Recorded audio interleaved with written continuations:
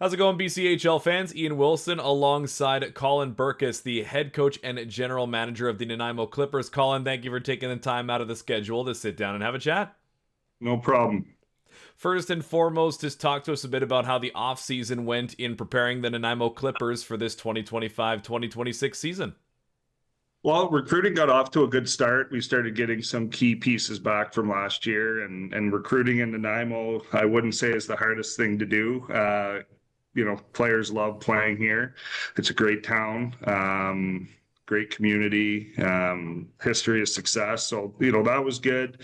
We had some staff turnover. Our athletic therapist, returned to Manitoba to take a job in private practice. And unfortunately, Gary Dorland, our beloved equipment guy, passed away. And a week before the season started, my right-hand man, Galen Patterson, went off to the Western League. So a little bit of controversy to finish. Stressful time, a lot of work, but we got through it, and everything's in place now to have a good season.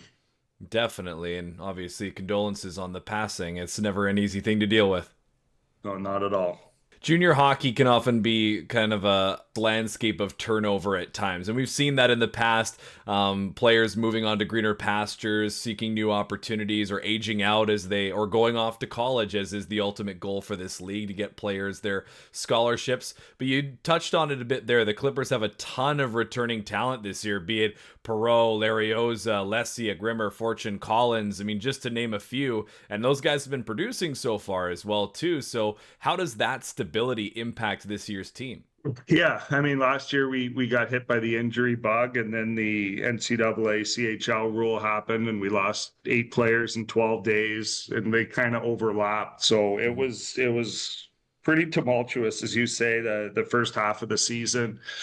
We added some guys over the Christmas break, really took flight the second half, and the players got to experience, a true Clipper season in that second half. And so it wasn't hard to convince them to come back at any time, in junior hockey. If you can bring players back with that experience playing in this community, it's an asset. So we're very fortunate, very happy that a lot of the players decided to return. And then the new recruits have kind of integrated pretty well too. So we'll shift gears a little bit to you. And of course, you are one of the longer term head coaches around this league. How have you developed your coaching style in that time around the BCHL? Oh, it's definitely evolved. Working with, coaches that have moved on, like Galen moved on to the Western League. Dave Lifton went off to the American League. Bob Beatty was my assistant. He's got 40 years of coaching junior experience. I've taken little pieces from everybody I've worked with. And yeah, the coaches in this league are great.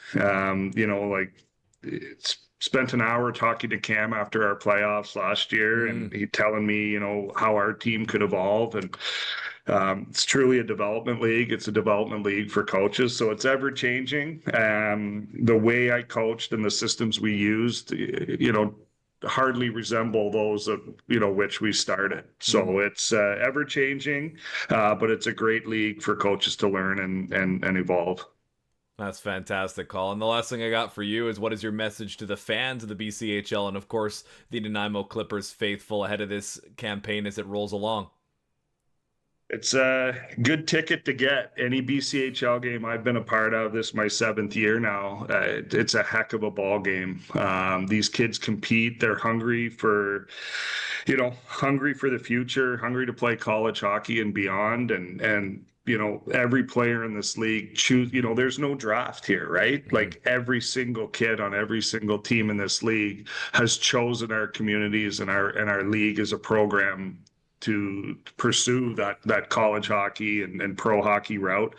So it's a really, like, that's one thing I noticed when I came out here, is just everybody wants to be here. And it's a treat to work with these athletes. And, if you're a fan in any community, Nanaimo specifically, understand that, purchasing a ticket and coming out and supporting these players, you're supporting 23 kids from all over the world that chose your community to play in. And they deserve your admiration and appreciation, and in return they pour their hearts out for you.